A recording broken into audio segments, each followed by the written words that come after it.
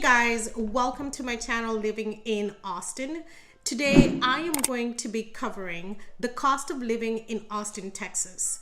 Earlier this week I actually got a call from a client of mine who told me that their parents have been asking them to move to Austin, Texas, but as they go online and they do research and they look at different videos, all they're getting is that the cost of living in Austin is through the roof and it's pretty much unaffordable. So today I'm making this video so that I can give you the in-depth look at the cost of living in Austin, Texas, so you can discover for yourself what works for you and your family. And before we go forward, please go ahead and subscribe for additional information that we're going to be posting that will be helpful to you when you're making that transition or if you want to make that decision to come to Austin.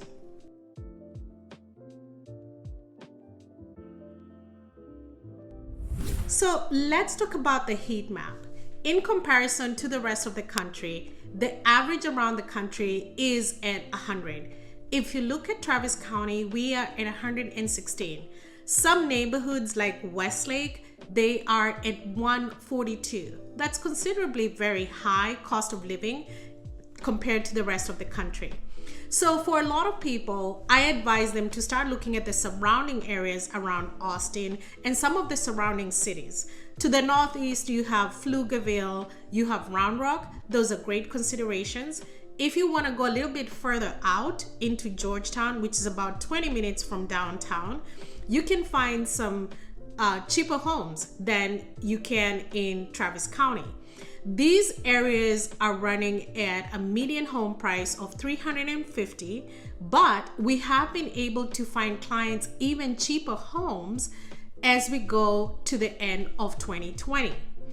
Now, Leander has seen major explosion, major expansion into Liberty Hill. Now, Leander going into Liberty Hill, it's a little bit further out from the city, but the reason why these areas are growing so fast is because we have a ton of tech companies up north. And so for most people, it's just about 10-15 minutes to work when they were driving to work.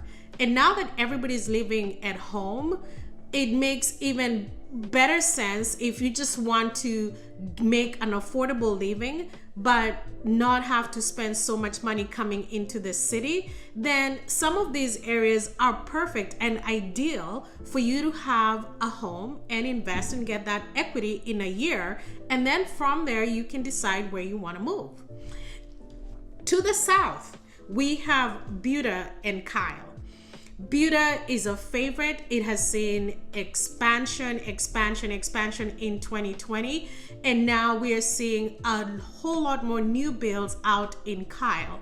We have a ton of builders out there. The home prices are still affordable, and in some of these pockets that I mentioned, like Pflugerville, Round Rock, Leander, Liberty Hill, Buda, Kyle, you can still find homes for less than $300,000. Yes, you can.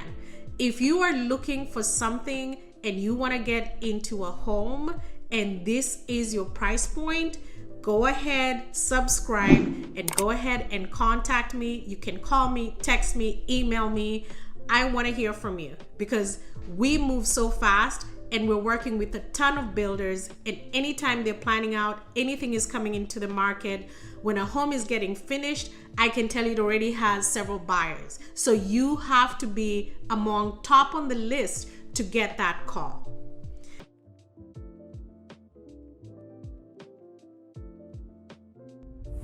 So let's talk about property taxes. Property taxes will surprise you if you're coming from a city or a state where you pay your state income taxes.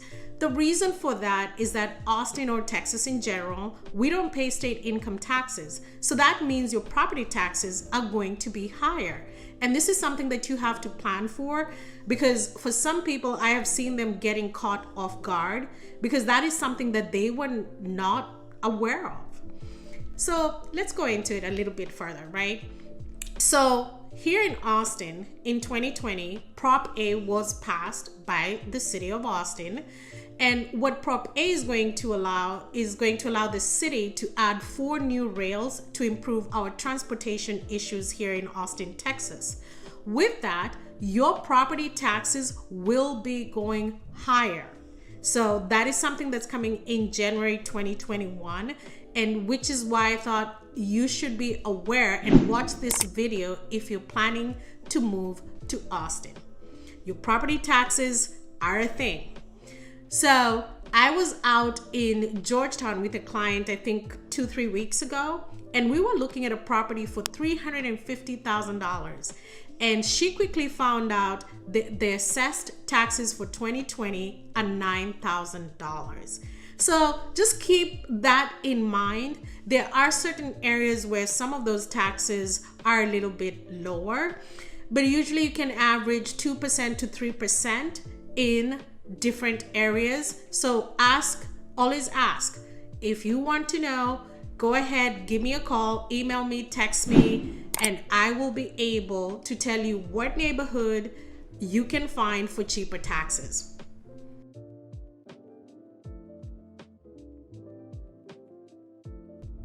So let's talk about your home bills.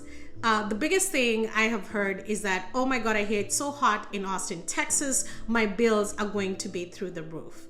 And I can tell you, we will do a comparison right now between Austin and San Jose.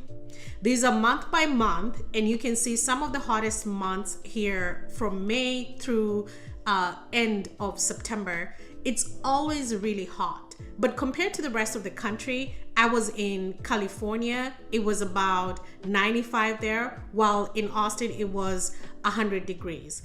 When I go to New York in the summer, it was the same thing. It was really hot in comparison to Austin, but it wasn't that much cooler. So the bills are going to be relatively the same depending on where you're moving from. So again, your square footage, if you're getting a 2-story home, you're definitely going to see a huge difference. So if you're moving from New York, San Francisco, San Jose, Chicago, and you're moving from a condo and you're coming to Austin and buying a 2-story home, then that is going to make a big difference. And now the way the homes are getting built out here, I just love the new builds. You can control temperatures both upstairs and downstairs, but take that into consideration, because while you might be coming from a condo where you spend about, $100 a month or even less than that in other cities, here, because you have a 2-story home, it's going to be way higher. You could see bills at $150 a month or even higher in some cases, depending on how you regulate your temperature in the summer. The other thing is your water bill. If you move into Austin, you have to maintain your yard. That is a requirement by a lot of home associations. And so from my experience, I saw my water bills go higher in the summer. I was trying to keep my grass very, very green. But there are also some times when there could be restrictions on watering, and you will get this through your home association, or the city ordinance will issue, water restrictions because it's just too dry. And so you may just end up watering your yard. Minimum requirement is once a week or twice a week. And that's about it. But if you're trying to keep your yard very green, your water bills will be high. Now let's talk about those pools. For people moving to Austin, Texas, one of the things we love about moving to Austin, Texas is that we get a big home, a big yard, and it has a pool. That is always a plus for a lot of people. And especially as we've gone into COVID, we're seeing a higher demand of pools. So if you have a pool and you're maintaining it, your electric bills will be high. We've seen other areas like in Leander, in Treviso, where people are actually managing their pool with gas. So if that's an option, consider using the gas option for your pool. If not, get ready for those electric bills. But other than that, the rest is really pretty just standard. But those are the main things that I see driving some of the bills that you may experience once you move to Austin, Texas. Let's talk about your restaurants. So everybody's been asking me, what is the average price when I go to a restaurant? And it's pretty much standard across the city. You can have a good meal for $20 or even more. I mean, we have high-end restaurants, we have cheaper restaurants, and we also do have vegan restaurants. But nowadays, as you go into each restaurant, there are vegan options. Even when you go to Hop Dottie, which is a favorite burger joint here in Austin, Texas, you can get a vegan burger, right? You can get a tuna burger. So there are a lot of options. But Hop Dottie, for example, is actually an expensive burger joint. A lot of people go in there and they're like, wow, but it's well worth it. Those who spend money there really love the quality of the burgers. So it's to each their own. The other thing that keeps coming up, what about breweries? Do you guys have breweries? What is the cost of beer? It's standard across the country. Same thing as if you're in Portland. You won't see any difference. I was actually touring, took a client of mine from Portland to see a couple of breweries, and they were just equally surprised that it was the same price. So your food, we also have food trucks. It's gonna be relatively the same, not much of a big difference there. So that is a complete picture of what you might get to consider as part of your cost of living. The rest, if you shop at Whole Foods or shop at H-E-B, be prepared for those differences. Whole Foods is now around the country, so you know the prices that you're going to get into when you go into Whole Foods. But if you love Whole Foods, then it's not a big deal. It's the same. Here in Austin, we have H-E-B and we also have Sprouts, which are the two grocery stores that cater to the population here in Austin.